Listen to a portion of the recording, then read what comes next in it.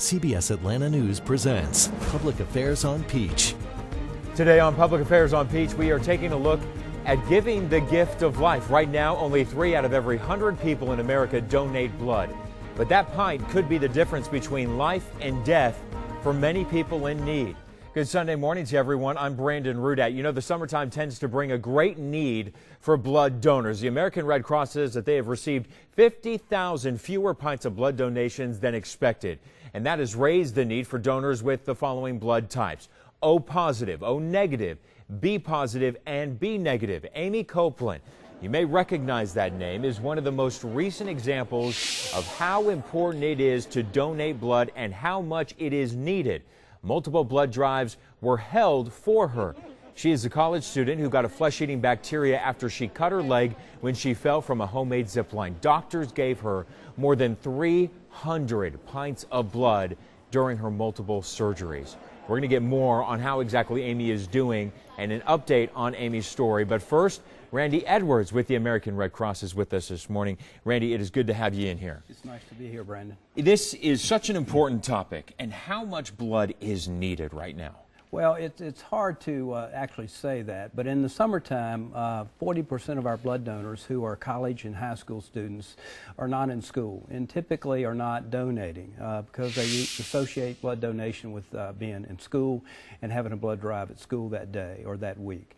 And so we lose all our students during the course of the summer. So normally we will not see as many donors in the summer. And so we're looking for our tried and true regular donors to step up. And we're also looking for new donors to step up. And your comments about the percentage of the population that donates blood is relevant here. We're constantly recruiting new donors to the pool. Right, and it's important to note that those people who do donate, they can't donate every day. Right. Right. Most donors in a unit of just whole blood can donate every 56 days. And so that's going to prevent them from donating in the summer except for maybe 2 times, right at the front end and right at the end. And when you think about 3 out of every 100 people in America, that is not a lot. That's right. That is a very small percentage of people who are donating blood. That is a small percentage. All right. I want to talk to you about the different types of blood because I know it can be confusing.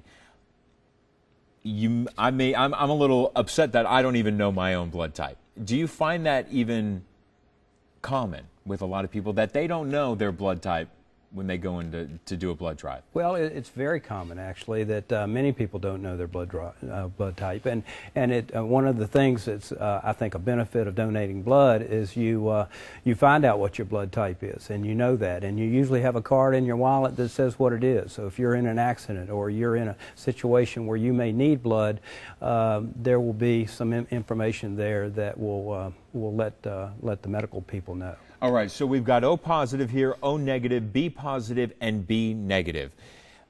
The one you really like is the O negative. O negative is about 9% of the population. It's a universal donor. It can be received by any recipient in case that we don't, the medical establishment doesn't know their blood or doesn't have time to type them in a hospital setting or an emergency room setting before they need to transfuse blood. Because O negative will work with anybody's blood type.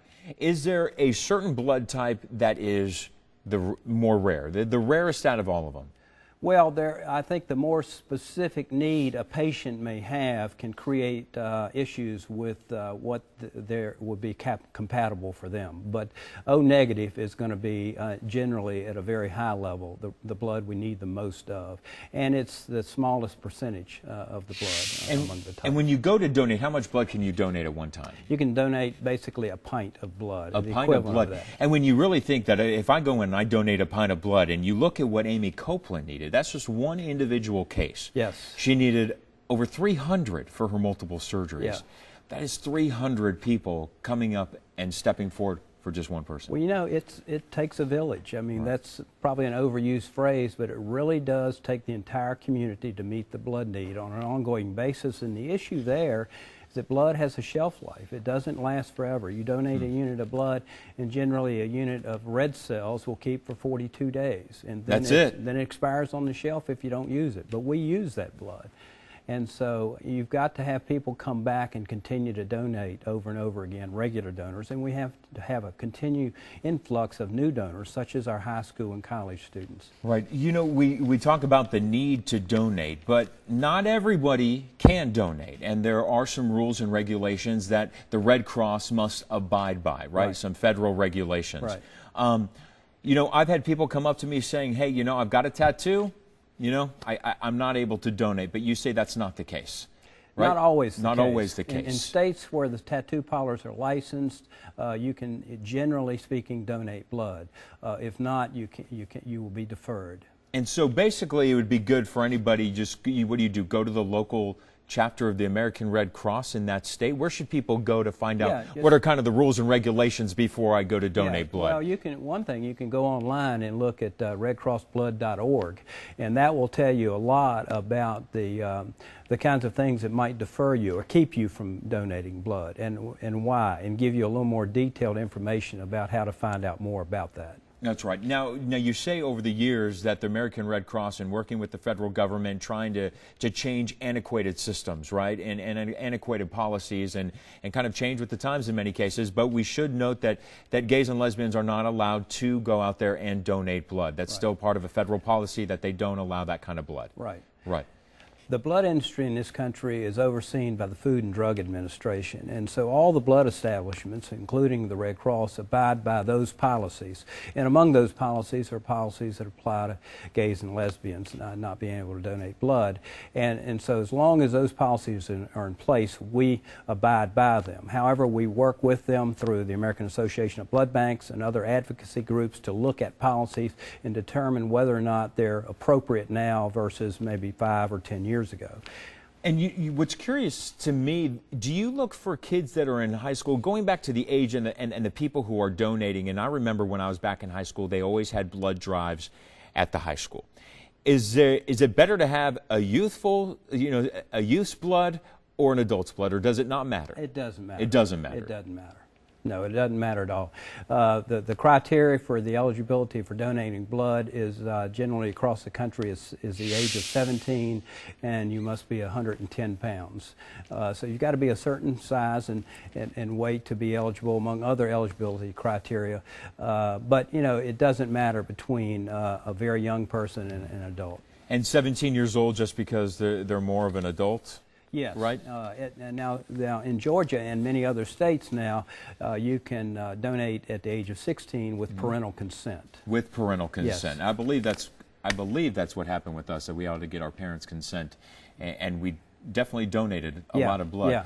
I didn't realize that there was a shelf life on blood. There is a shelf life on blood. Red cells is the oxygen carrying component of the blood. That's the product that most hospitals use most with their patients. It's an oxygen carrying component, so it's very supportive of patient needs post surgery or for anemic patients or other conditions. And then platelets are a clotting factor in the blood. The shelf life for platelets is 5 days. So how long have you been working with the American Red Cross? For about 15 years. Give me an idea, as we kind of wrap up the segment here, about where we are as far as blood donations now to wherever you've seen in the past. Is this a dire need for blood donations? Yeah, I think this is for some reason, this is a different year than we've seen in past years. Every summer we have the challenge of getting, the backfill of blood donations when students are out of school and just typically don't donate.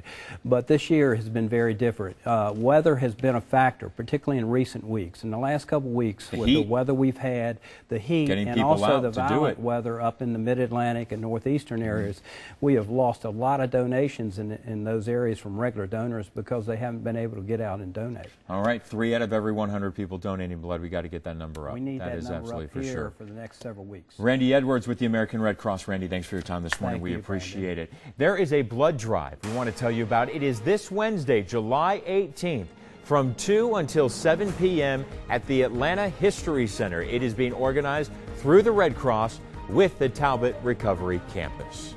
When we come back, the tragic ziplining accident everyone's been talking about across the country. Amy Copeland, who suffered from a flesh-eating bacteria, continues to recover from multiple surgeries. We're going to give you an update when we come back.